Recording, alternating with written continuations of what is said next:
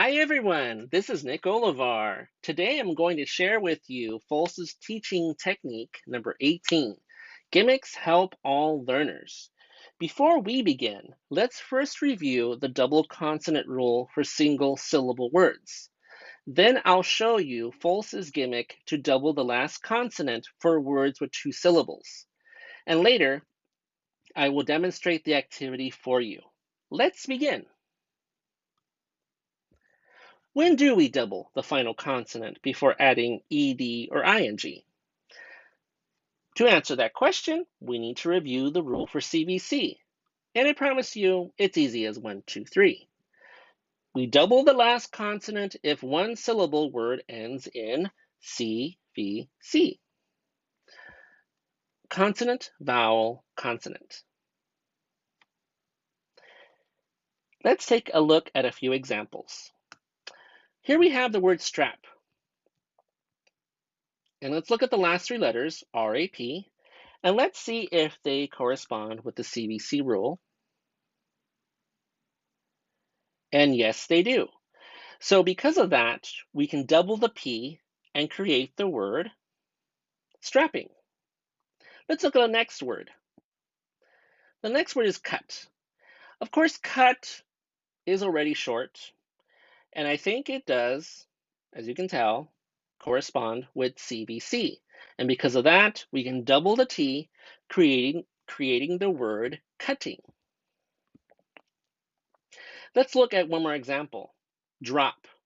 Let's focus on the last 3 letters, ROP, and let's see if they correspond with CVC.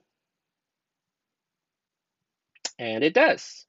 And therefore, we can double the P, but instead, we can get the word dropped. See how that works? Pretty easy, isn't it? Let's go ahead and move forward to Folse's gimmick, shall we?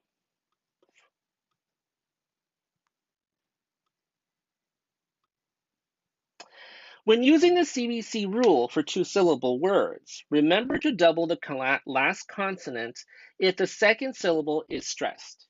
If the stress falls on the first syllable, the final consonant can remain single. Folse's gimmick technique makes it easier for learners to figure out if they need to double the last consonant by aligning the stressed syllable with a corresponding number. Let's see what that looks like in writing. As you can see on the right, we have 3 words listed that already follow the CVC rule. The teacher will write the words on the whiteboard and have the students do the same thing. The teacher and students will then separate the verbs into 2-syllable parts and label each segment syllable 1 and 2. Then circle the corresponding syllable with the stress. If there is a stress with the second syllable under number 2, then double the consonant before adding ing or ed, as you can see in the following examples. However, if there are words like open and the stress falls on the O, then circle the syllable under 1. And that's how you'll know when to keep the last consonant single. Let's try using Folse's gimmick together. Now I need you all to get a piece of paper out since this is a writing activity. All right. Write down this word on your papers. The word is commit. Next, I need you to split the word into 2 parts for the 2 syllables and label them 1 and 2. And then next, I'm going to have you circle the stressed syllable. Go ahead and think about that.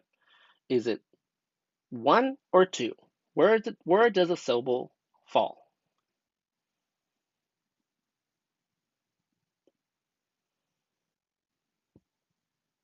If you circle 2, you are correct. That would help us create the word committed. We can double the T now. And we can also double the T for committing. Isn't that awesome? Don't forget that when you double the T before adding ed and ing, you had to do that because you circled the two. And that's how we got committed and committing. Isn't that exciting, everyone? Well, that's all, folks, and thank you for watching my video.